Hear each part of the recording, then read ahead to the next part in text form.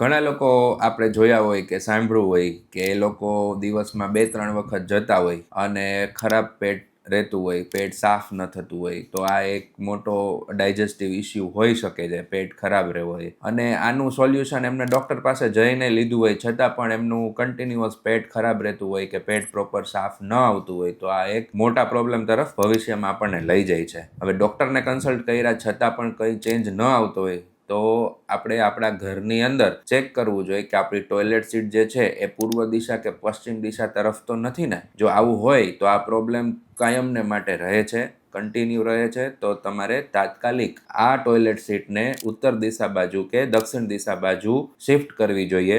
અને જ્યારે તમે ટોયલેટ સીટ યુઝ કરો ત્યારે તમારું મોઢું ઉત્તર દિશા બાજુ કે દક્ષિણ દિશા બાજુ રહેવું જોઈએ. એટલે જો તમારે પણ તમારા ઘરના દરેક ટોયલેટનું એનાલિસિસ કરાવવું જોઈએ કે કયું ટોયલેટ સારું છે કે કયું ટોયલેટ ખરાબ છે, તો આજે જ મારું 1-to-1 કન્સલ્ટેશન બુક કરો.